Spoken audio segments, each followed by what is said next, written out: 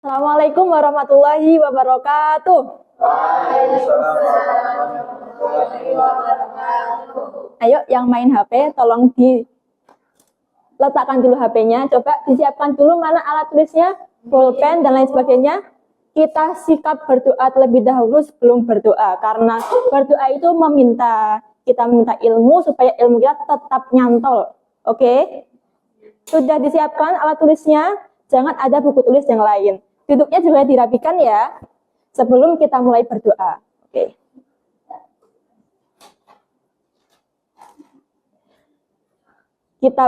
Kita mulai pembelajaran pada pagi hari ini dengan mengucapkan basmalah bersama-sama.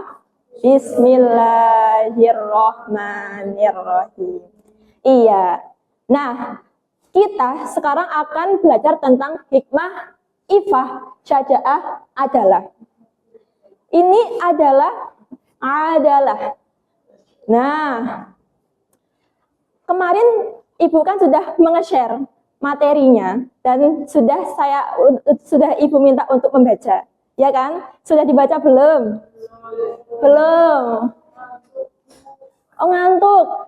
Gimana kabarnya ngantuk? Coba kita tepuk 1, tepuk 2, tepuk 3, tepuk 2. Masih ngantuk enggak? Enggak. Ya emang kalau di akhir-akhir terkadang memang suka ngantuk ya.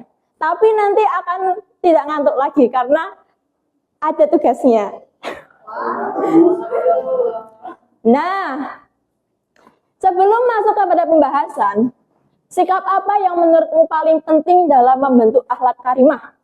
Apa? Sikap apa? Tadi di judul tadi ada yang tahu nggak? Di antara hikmah, syaja'ah, ifah, dan adalah. Siapa yang tahu? Hikmah. Berarti sikap yang menurut kalian paling penting dalam membentuk akhlak karimah itu adalah? Tadi yang jawab hikmah? Ifah. Terus coba banyak ya. Kenapa itu penting? Kenapa sikap itu paling penting dalam membangun akhlak karimah? Ada yang tahu?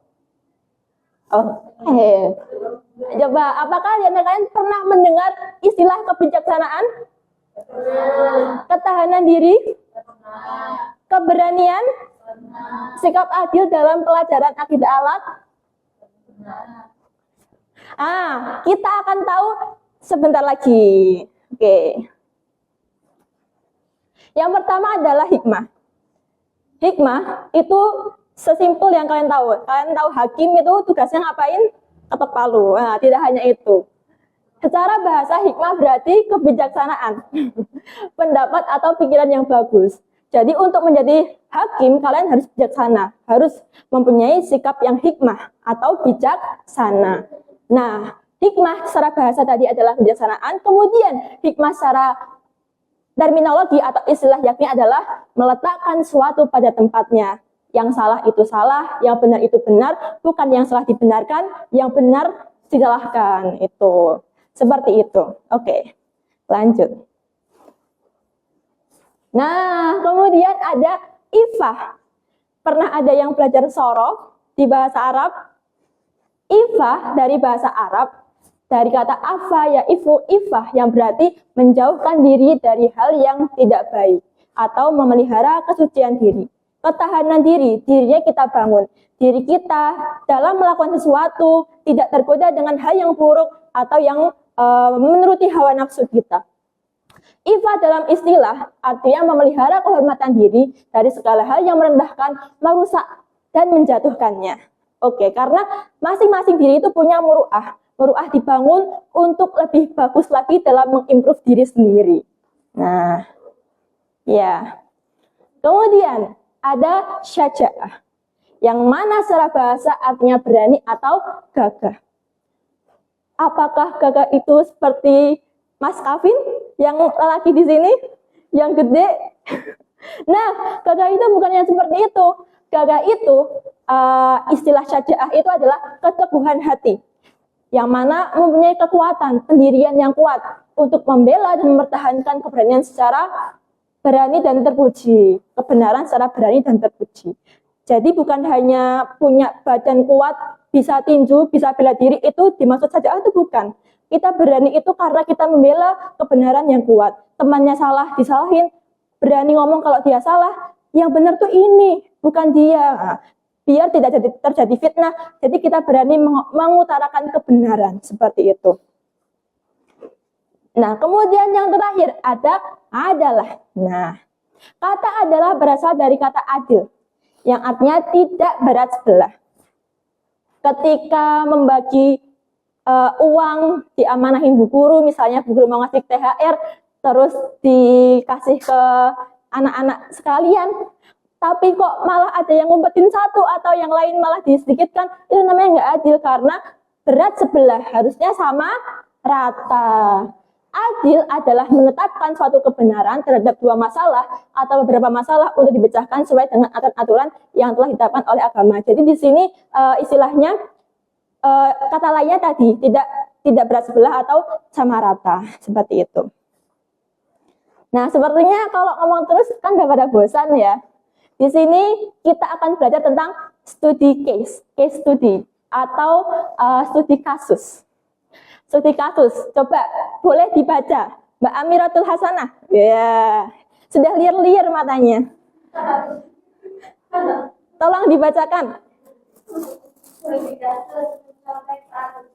Iya, dibaca. Temannya saja bully sudah mencontekkan usia. Tahu bahwa mencontek adalah perbuatan yang tidak baik dan dia merasa dilema. Di satu sisi dia ingin menegur dan memberikan guru tentang tindakan itu. Di sisi lain dia khawatir jika menegur maka hubungan temannya akan besar. Jadi tentang apa masalahnya? Mencontek saat ujian. Siapa yang mencontek? Siapa yang melihat? Siapa yang dilema? Nah, ketika Andi itu dilema, kita harus apa nih? Masalahnya tadi ya sudah disebutkan ya. Sikap apa? Hikmah, ifah, sajaah atau adalah yang dapat diterapkan oleh tokoh tersebut dalam mengatasi masalahnya. Nah, maka sikap Andi yang benar itu adalah seperti ini.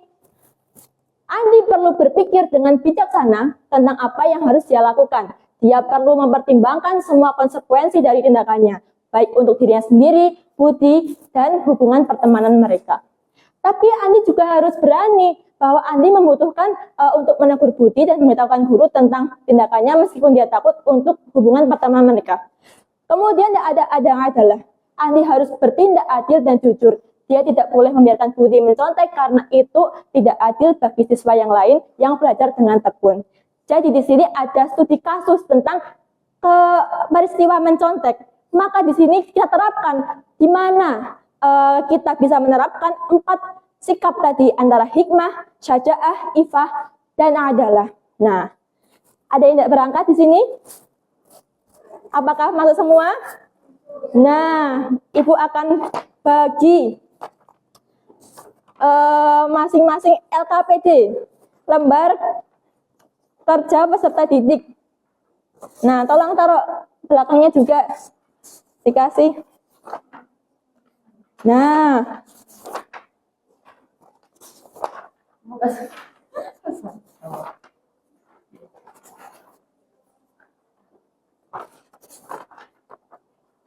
sudah disiapkan tadi bolpen dan alat tulisnya?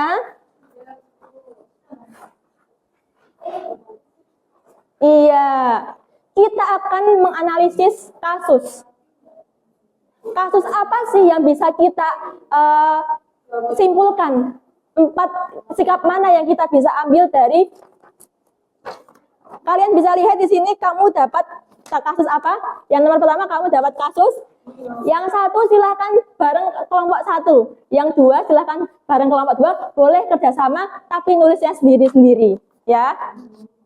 Yang dapat 1 menganalisis yang 1, yang dapat 2 menganalisis yang 2.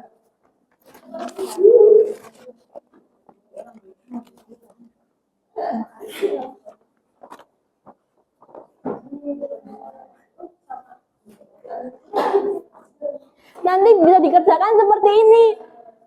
Ini adalah pertanyaannya.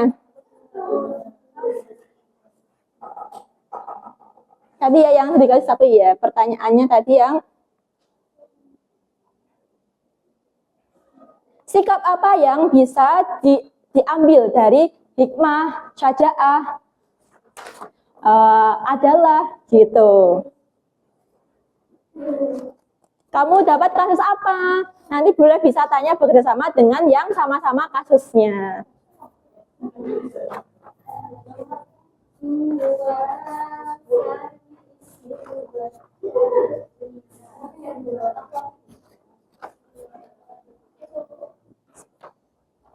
Ya, Mas Tavin bagus banget, udah mulai nulis, yang lainnya pada belum nulis.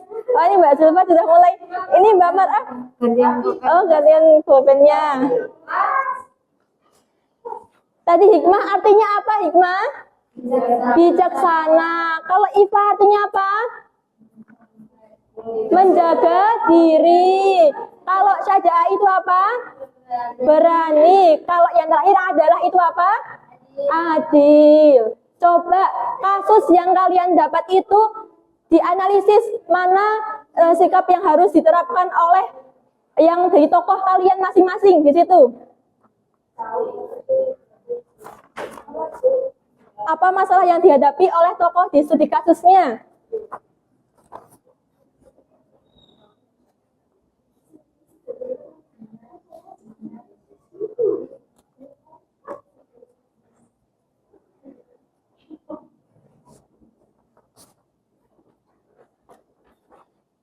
Bagus, pada mulai mengerjakan. Mbak Maliha.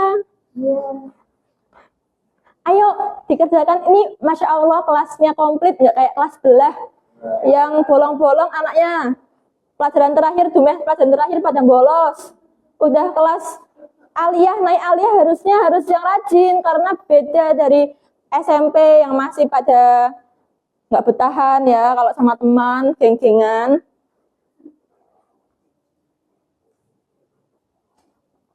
Iya, bagus.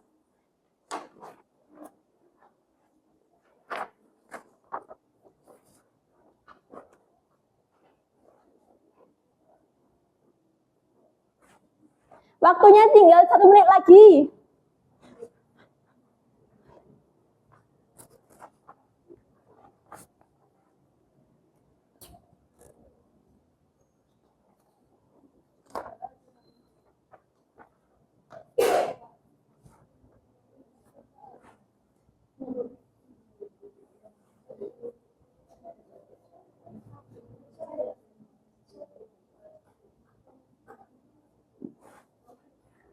Iya, sudah selesai.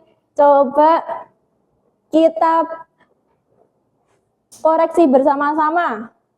Nah, mungkin Mbak Marah bisa membaca studi kasus yang pertama. Selama mengajar ibu saja Gino ditawarin untuk bergabung dalam geng motor. Dia merasa tergoda karena dia tersebut lebih keren dan berwibawa. Namun dia juga mengetahui bahwa geng motor sering melakukan hal-hal negatif, tawuran dan balapan liar. Nah, coba jawab Mbak Marah apa? Itu kasus 2, Bu. Oh, dapat kasus 2. Oh, yang dapat kasus 1. Siapa angkat tangan? Mas Kavin.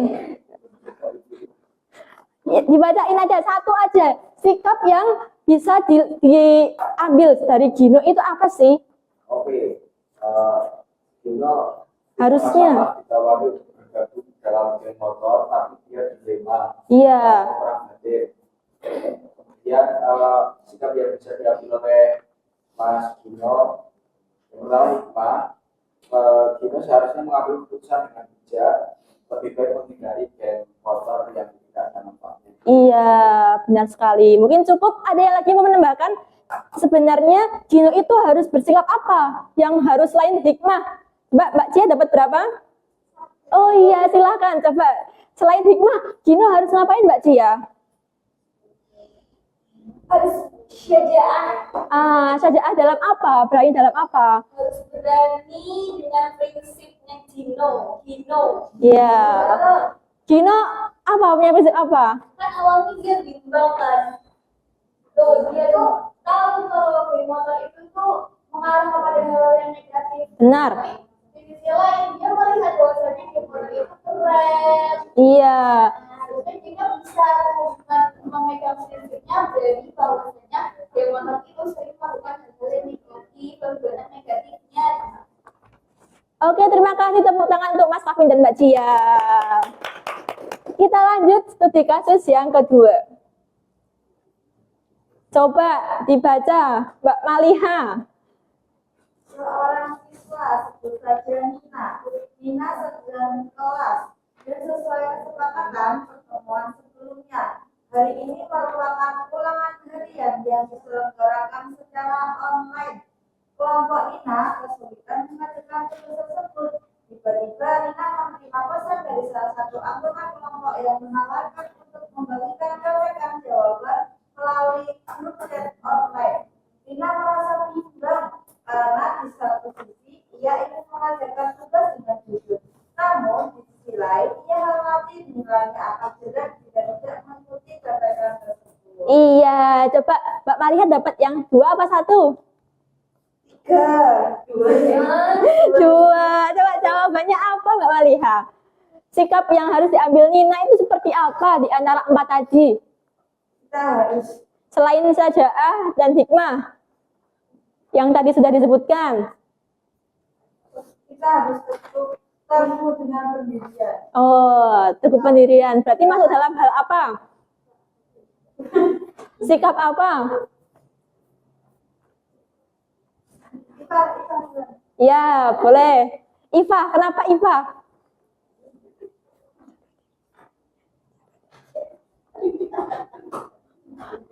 Dibantu Mbak Liana. Temennya nggak nyatet itu, kosong. Ayo.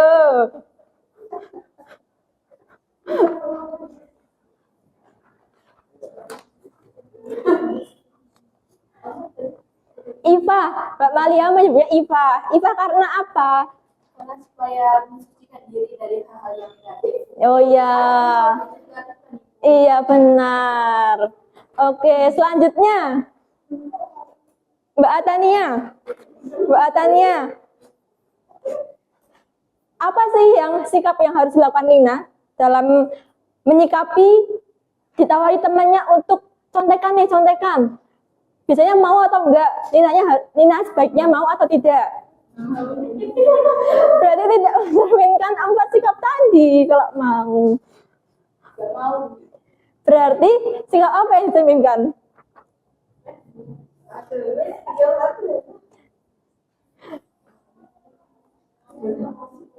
Adalah adil. Karena adil terhadap diri sendiri. Iya, benar.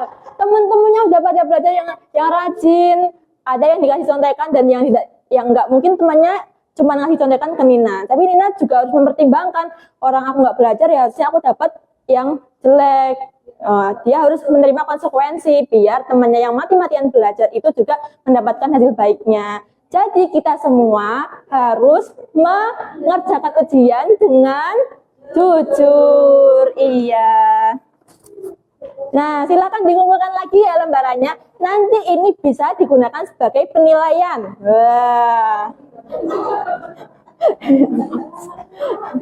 Ayo, dikumpulkan lagi.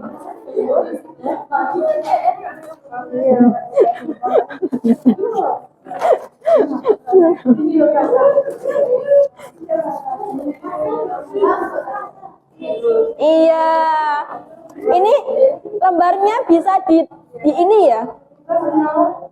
Ditaruh di lemari kelas.